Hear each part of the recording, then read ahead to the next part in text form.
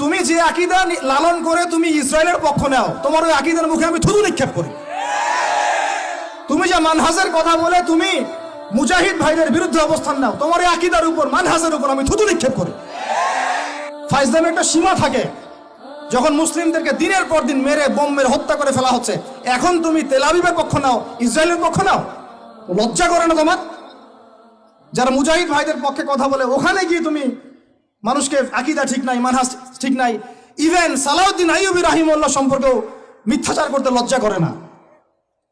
যে মানুষ তার সারাটা জীবন ঢেলে দিল বাইতুল মুকাদ্দাস বিজয় করার জন্য, তার ব্যাপারেও তুমি প্রশ্ন তুলো। কত নির্লজ্জ তোমরা, লজ্জাহীন একটা সম্প্রদায়। যা নুন খাচ্ছ তার গুণ গাচ্ছ, এই তো আর কি, বিষয়টা এই আর কি। যাদের নুন খাচ্ছ এখন তার গুণ গাচ্ছ। আপনাদের মনে করেন, একটা এক্সাম্পল দিয়ে, মনে করেন যে 71 সালে আমরা বিজয় অর্জন করতে পারি নাই, মনে করেন এখনো পাকিস্তানিরা আমাদেরকে মারতেই আছে মারতেই আছে মারতেই আছে। 71 থেকে এখন কত বছর হলো? 53, 50, 55। মনে করেন যে বিজয় এখন অর্জিত হয় নাই, আমাদের ওই বাবারা লড়ছিলেন, দাদারা লড়ছিলেন, লড়তে লড়তে লড়তে লড়তে তারা শহীদ হয়ে গেলেন, কিন্তু ওদের আগ্রাসন থামে নাই, ওরা মারতেই আছে মারতেই আছে মারতেই আছে।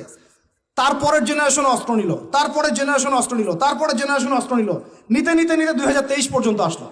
এখন 2023 সালে যে ফ্রিডম ফাইটার মুজাহিদ মুক্তি বাহিনীরা ওদের বিরুদ্ধে লড়তেছে, এই বাহিনীর কি আকীদা খারাপ? ওই বাহিনীর মানহাজ খারাপ? ওই বাহিনী পাগলের কাজ করতেছে? ওই বাহিনী সন্ত্রাসী? ঠিক একই কাজ করতেছে ফিলিস্তিনের মানুষ। সে একই কাজ এই 100 বছর থেকে তারা করে আসতেছে, আর তুমি এখন এসে এদের আকীদা মানহাজ নিয়ে প্রশ্ন তোলো? নির্লজ্জ কোথাকার। বরং বলছে যে এগুলো পাগলের কাজ, তারা নাকি পাগলামি করতেছে।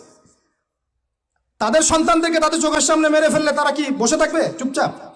বলবে একটা মারছিস ভাই আরেকটা মার, একটা বাচ্চাকে মারছিস আরেকটা মার, তাই বলবে? আরে ভাই, নিজে কিছু করতে না পারি, নিজে কিছু করতে না পারি, নিজে অর্থনৈতিক সহযোগিতা করতে না পারি, নিজে ত্রাণ পাঠাতে না পারি, দোয়াও করতে পারে না, মন থেকে সমর্থনটুকু করতে পারে না। এই জায়গায় আসছেন আমরা, এই জায়গায় নামছেন, এত নিচে, এত নিচে নেমে গেছে আমরা এখন। কথাগুলো আমি পুরা মানে এই যে অবজার্ভ করতে করতে করতে করতে আর পারতেছি না। মন খারাপ করতেছেন? আল্লাহর কসম করে বলতেছি, আমি আপনাদের কাছে বাহবা পাওয়ার আশা একটা কথা বলতেছি না।